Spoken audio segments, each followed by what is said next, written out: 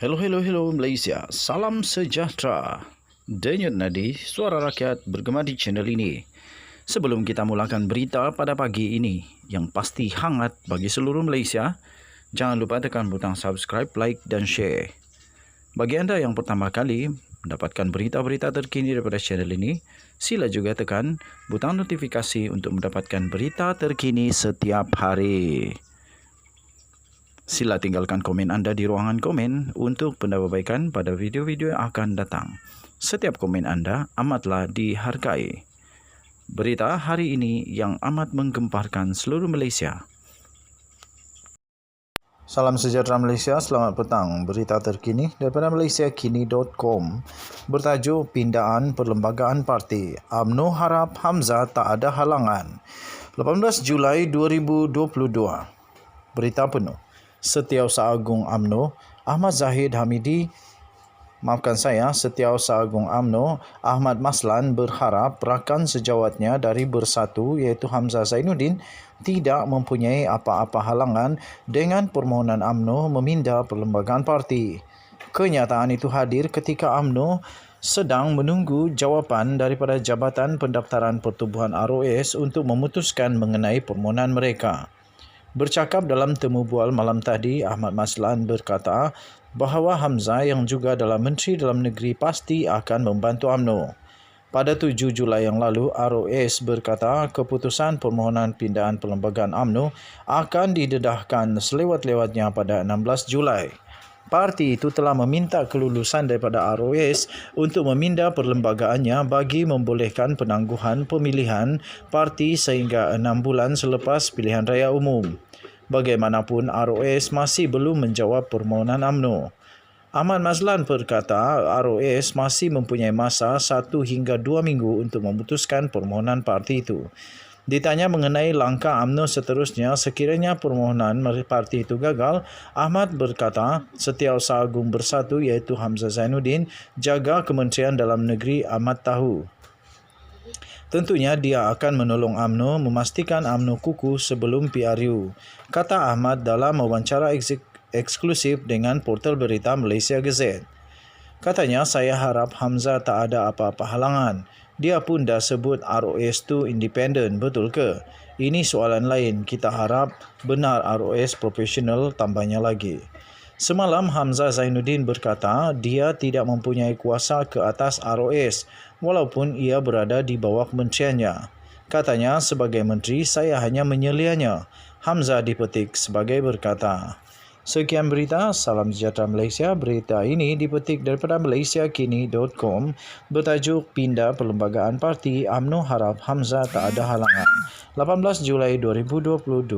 Kita jumpa lagi. Denyut nadi suara rakyat bergema di channel ini. Bye-bye. Salam sejahtera Malaysia. Denyut nadi suara rakyat bergema di channel ini. Tuan-tuan dan puan yang dihormati sekalian, satu keputusan yang dinantikan oleh seluruh rakyat Malaysia tidak lain dan tidak bukan adalah kes SRC Najib Razak yang sudah dipenjara selama 12 tahun, 210 juta denda kerana didapati bersalah pecah amanah, pengubahan wang haram dan juga rasuah 42 juta ringgit SRC International, anak syarikat 1MDB. Dan tuan-tuan dan puan, Najib Razak telah bersama dengan pasukan peguamnya telah membuat satu semakan kehakiman. Mereka merayu dan mereka memberikan bukti yang baru supaya dengan harapan perbicaraan yang dulu itu dibatalkan kerana mereka berkata Hakim Nazlan ada konflik of interest ketika dia membuat penghakiman. Kalaupun Hakim Nazlan salah di dalam penghakiman, kenapa 3 hakim di Mahkamah Rayuan setuju, malah lebih menekankan bahawa Najib Razak bersalah, mencuri duit, memalukan negara, mementingkan diri sendiri, dan semua wang itu kata hakim tersebut tidak ada satu pun untuk rakyat, untuk kepentingan negara Malaysia, tetapi hanya ada memalukan negara. Aduh. Okey tuan-tuan dan puan-puan, dan tiba-tiba baru juga tular satu mesej, kononnya Jabatan Peguam Negara telah membatalkan semua proses apa itu anak buah saya bagi saya kopi lah. Dangam kalau nak ucap terima kasih. Terima kasih kepada anak buah saya. Dia pun YouTuber juga, YouTuber berjaya lagi. Okey. Apa sudah tadi ya? Mereka mau supaya semua itu dibatalkan dan tular. Kononnya ada satu berita Jabatan Peguam Negara membatalkan penghakiman tersebut. Dan perlu ada untuk perbicaraan semula. Woi, saya baca jauh ni terus terbangun. Bukan apa, saya gembira. Gembira kalau betul Najib Razak tak bersalah. Saya bergembira kalau dia tidak bersalah. Malangnya tuan-tuan dan puan-puan, rupanya itu mimpi, segala mimpi saja. Baru sebentar tadi Jabatan Peguam Negara mengeluarkan satu kenyataan bahawa semua itu buyuk, tipu. Tidak betul. Tidak betul. Malah Jabatan Peguam Negara mengeluarkan kenyataan rasmi bahawa Jabatan Peguam Negara tidak pernah mengeluarkan apa-apa kenyataan atau ketetapan berhubung kes perbicaraan SRC International Sdn Bhd atau dikenali sebagai SRC yang membabitkan bekas Perdana Menteri Datuk Seri Najib Razak sebagai tidak sah. Masih sah ya? Masih sah. Kecewa lagi. Wah, kecewa. Sian Najib bakal masuk penjara. Kalau dia kalah, habislah.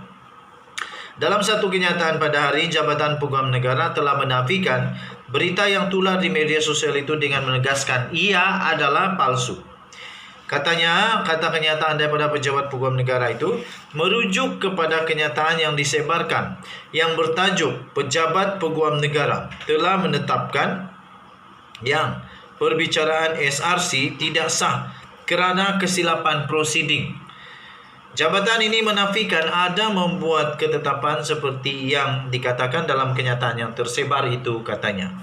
Pada awal Jun yang lalu, Najib memohon untuk Mahkamah Persekutuan mengisytiharkan keseluruhan perbicaraan penyelewengan dana sebanyak 42 juta ringgit.